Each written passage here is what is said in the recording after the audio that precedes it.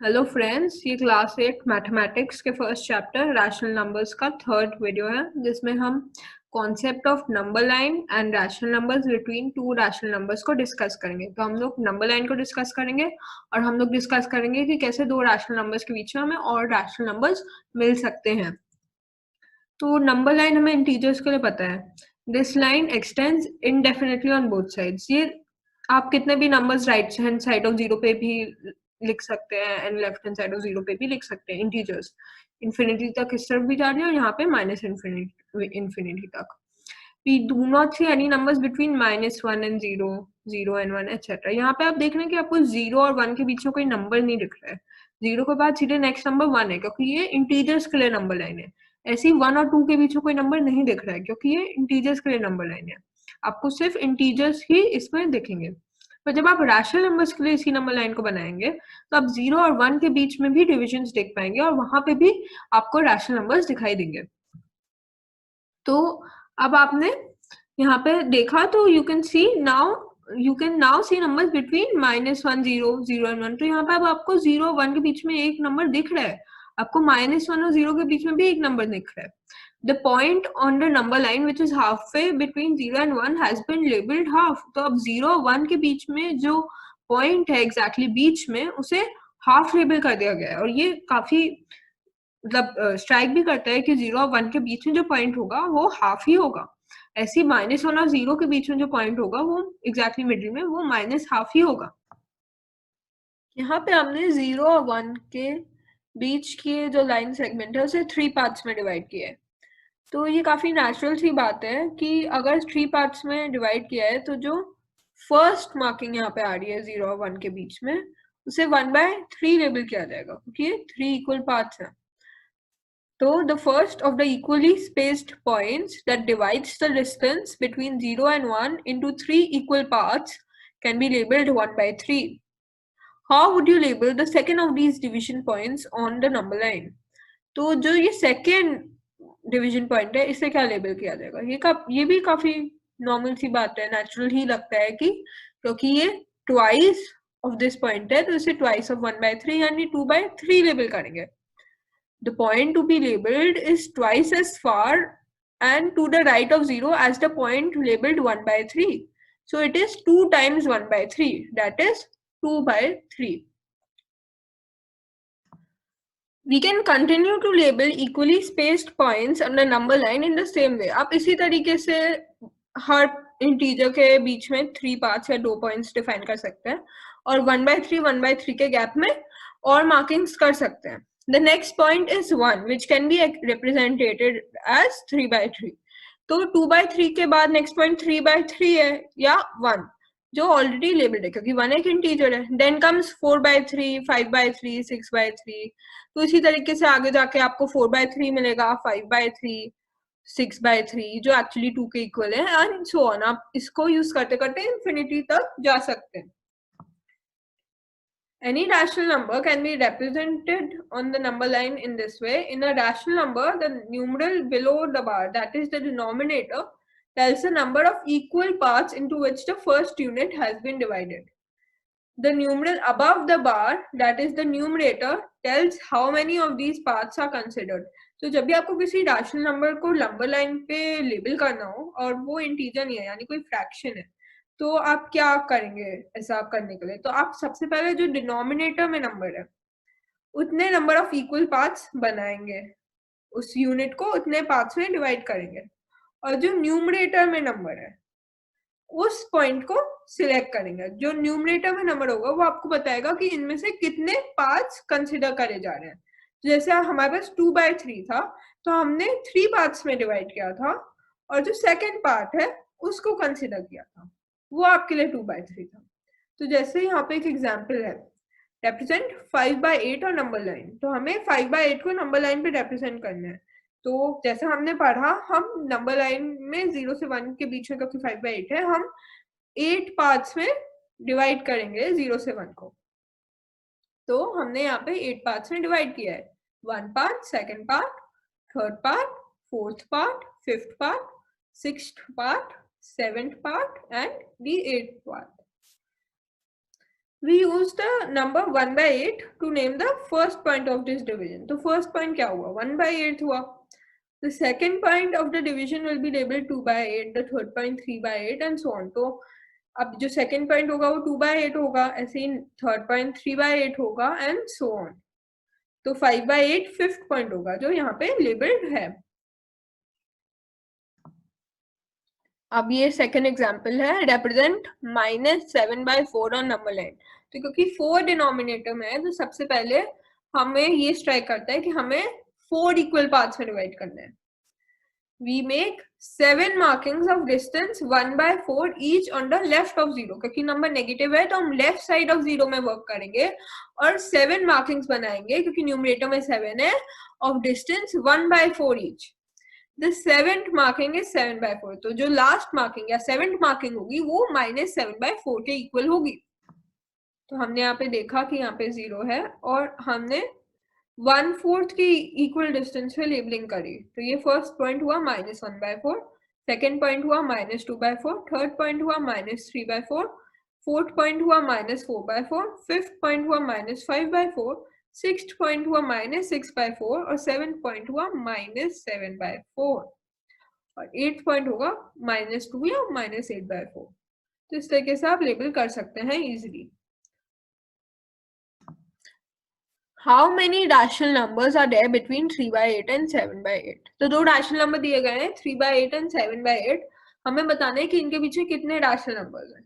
तो एक तो सबसे easily जो दिमाग में आता है वो आता है 4/8 यानी हाफ, 5/8 और 6/8. तो ये तो तीन नंबर्स हमें क्लियरली पता है कि ये इन नंबर्स के बीच में है. ये तीन नंबर्स तो हैं. पर आप 3/8 को 30/80 कह के रिप्रेजेंट कर सकते हैं क्योंकि आपने न्यूमरेटर डिनोमिनेटर को 10 से मल्टीप्लाई किया, ये इक्विवेलेंट फ्रैक्शंस हुए. और 7/8 को 70/80 कह सकते हैं, ये अभी भी रैशनल नंबर है और 7/8 के इक्वल है.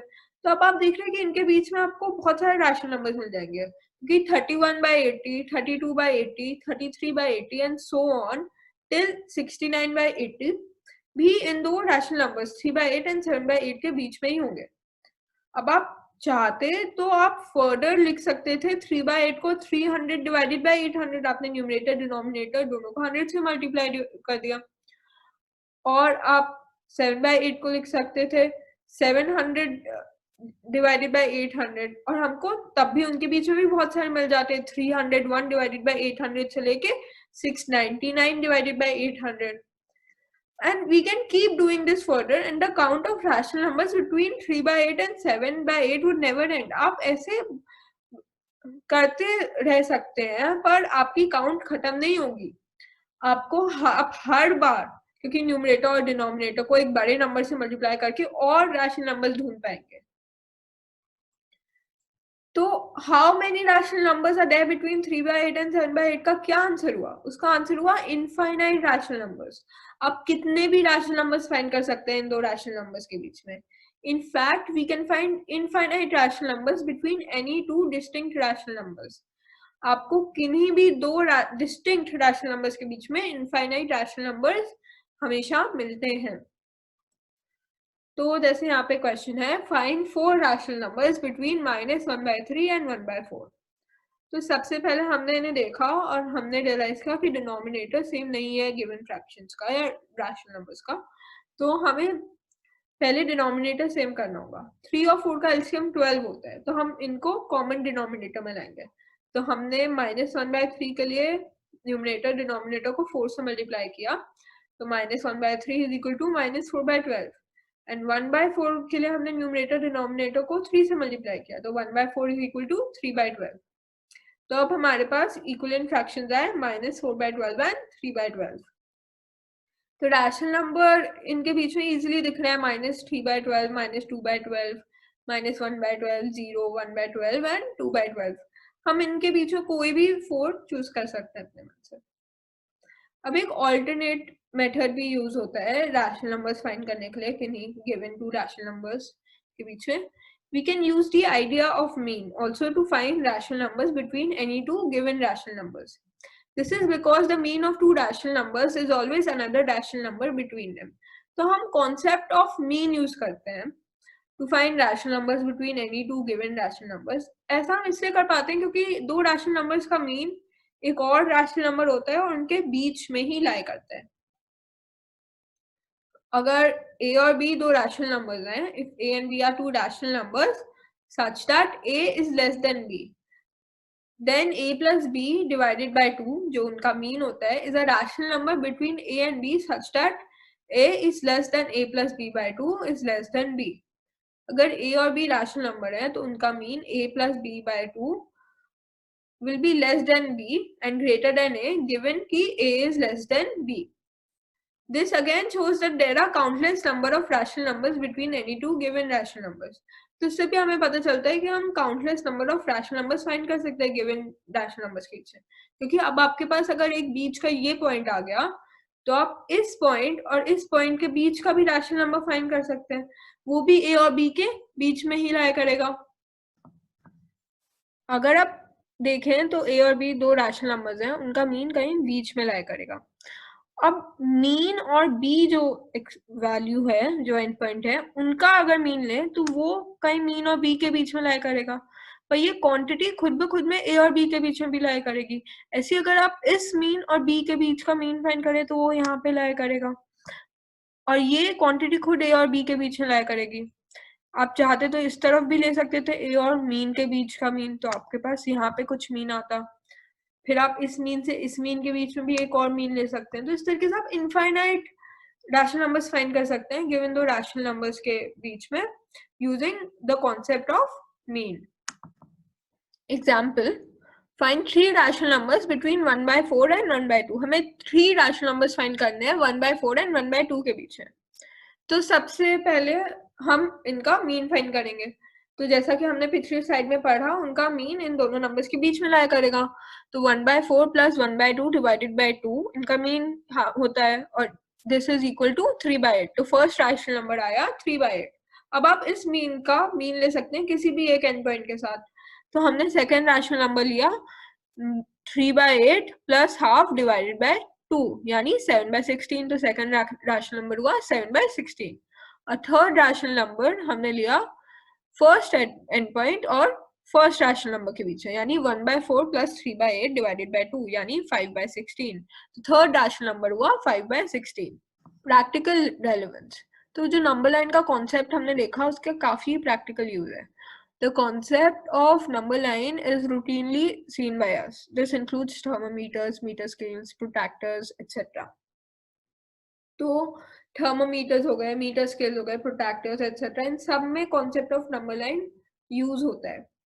तो कई बार क्लॉक्स में भी 12 से 1 या 1 से 2 के बीच के जो एंगल होते हैं उसको 5 इक्वल पार्ट्स में डिफाइन कर देते हैं, में मार्क कर देते हैं।